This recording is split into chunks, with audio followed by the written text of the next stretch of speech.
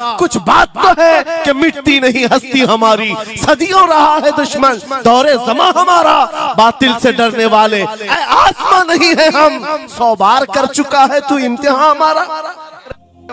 मुझे मैंने अभी बयान में कौन सा भड़काया, ये जो कह रहे हैं अपने नबी को पुकार। मेरे अजीजों, तुम्हारे इन नारों से असल बात ये है, दुनिया को ये लगने लगा है ये जिसके गुलाम है उसके पूरे होने लग गए तो फिर अच्छे अच्छों की कुर्सियां हिलने लग सकती हैं। इसलिए कि इस कौम की तारीख सबको पता है, ये वो कौम है टल न सकते थे जंग में, अगर अड़ जाते थे पांव शेरों के भी मैदान से उखड़ जाते थे, हक से सरकश हुआ कोई तो बिगड़ जाते थे, अरे देख क्या चीज हम तोप से भी लड़ जाते थे। ये हमारी तारीख है, दुनिया को पता है, दश्त तो दश्त है, दरिया भी ना छोड़े हमने, बहरे जुल्मात में दौड़ा दिए घोड़े हमने। इकबाल ने कहा है थमता न था किसी से सैले रवा हमारा, कुछ बात तो है कि मिटती नहीं हस्ती हमारी, सदियों रहा है दुश्मन दौरे जमा हमारा, बातिल से डरने वाले आसमां नहीं है हम, 100 बार कर चुका है तू इम्तिहान हमारा। इसी बात को लेकर के मोड़ के बिगाड़ करके पैदा किया जाता है। हालात खराब हो जाएंगे आपके बयान का, हालात खराब नहीं होंगे। ईमान अगर मजबूत हो जाता है तो हालात खराब कभी नहीं होते, हालात खराब नहीं होते। आज ऐ सुन्नी मुसलमानों, गौसे पाक रज़ी अल्लाह ताला अन्हु की निस्बत अगर कामिल है, ये बात सुन लो, वक्त खत्म होने को आ गया, मैं अपने वक्त पर समेट लूं। आप मिंबर पर खुतबा दे रहे हैं, उलमा भी तवज्जो करेंगे क्योंकि ये भी मिंबर पर खुतबा देने के लिए खड़े होते हैं और जुमा में मस्जिद पर माइक लेकर के बयान करते हैं आधा घंटा पौना घंटा। अब तो हालात ऐसी आएंगे इनके साथ, अब तक तो ट्रस्टियों की चिट्ठियां आती थी, सदर सेक्रेटरी बोलता था मौलाना ये नहीं बोलना वो नहीं बोलना, अभी इसके बाद और आगे से भी आएंगे और चिट्ठियां आएंगी कि मौलाना अभी आपको क्या बोलना है इस जुम्मा में। ये डरे भटके हुए लोग जो उलमा की गर्दनों पर राज करते हैं, उनसे भी मैं कहता हूँ खोल दो, आजाद कर दो उन जुबानों को जो मेरे मुस्तफा की हैं, जो नबी पाक सल्लल्लाहु अलैहि वसल्लम की हैं। इनकी जुबानों पर ताले ना लगाओ, या उलमा तुम्हारे दीन के मुहाफिज हैं, तुम्हारी नस्लों की शरीयत के मुहाफिज हैं। आज इनकी जुबानों को बंद करोगे, कल तुम्हारे बच्चे नबी का नाम लेने से घबराने लग जाएंगे, डरने लग जाएंगे। उलमा के गलों में और इनकी गर्दनों में रस्सियां न डालो, ये तो उन जालिम ट्रस्टियों से कहता हूँ, बाकी उलमा से कहता हूँ अगर हालात ऐसे आ गए ठोकर मार दो इनकी नौकरियों को। एक दरवाजा अगर ये बंद करते हैं, मेरा मौला 70 दरवाजे और खोलेगा।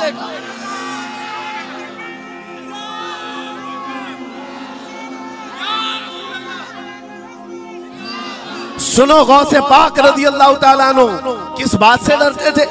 गौसे पाक का खुतबा बयान करने वाले मौलवी हजरात, उलमा सुने, गौसे पाक किससे डरते थे? उनको डराने वाला कोई ट्रस्टी था, कोई हाकिम था, बल्कि हालात ऐसे थे।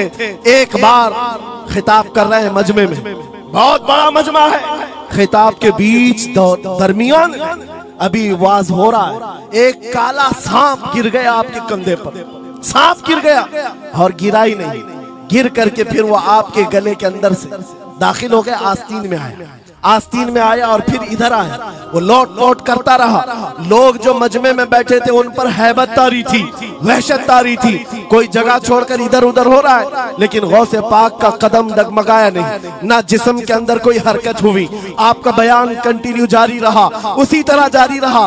वो सांप कभी आपके सामने आया, कभी इधर आया और घूम फिर करके वापस चला गया।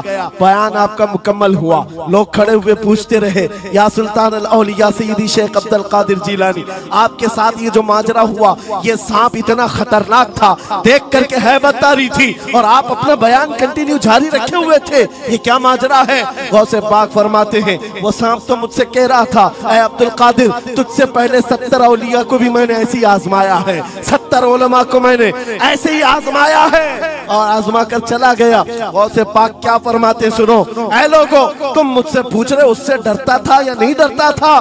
बात सिर्फ इतनी है, मैं उस कादिर का बंदा अब्दुल कादिर, उस कादिर का बंदा अब्दुल कादिर हूँ। मेरे उसकी कुदरत पर ऐसा यकीन है, अगर मौला ने मेरी मौत लिखी है तो ये काले सांप से क्या चूंटी से भी हो सकती है, और अगर मौत नहीं लिखी इस तरह के 1000 सांप मेरे गले में आए मेरी मौत नहीं आ सकती। मेरा उसकी कुदरत पर यकीन कामिल है, इसलिए मैं उसका बयान कंटिन्यू रखा, जारी रखा।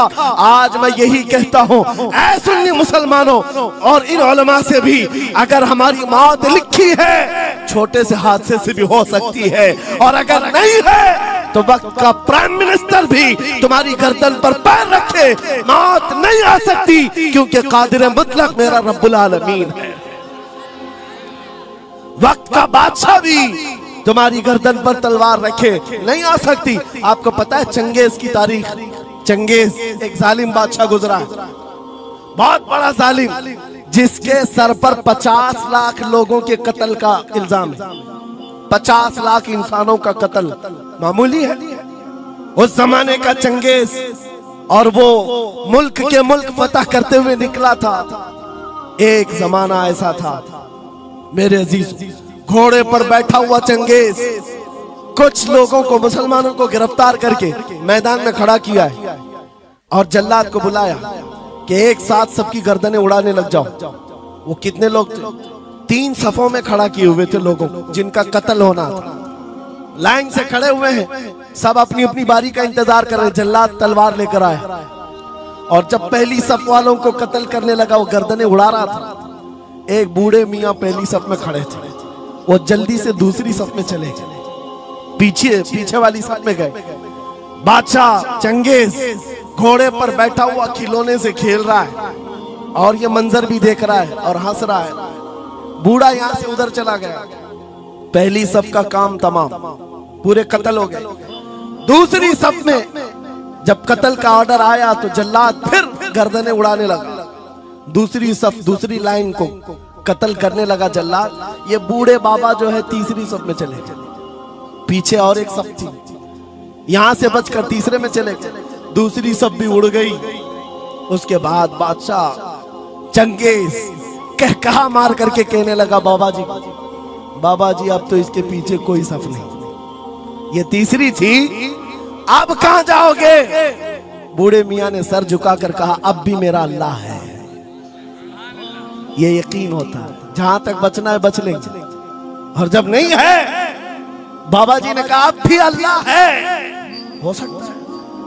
उस चंगेज ने कहा कि उड़ाओ अब इनकी गर्दनें।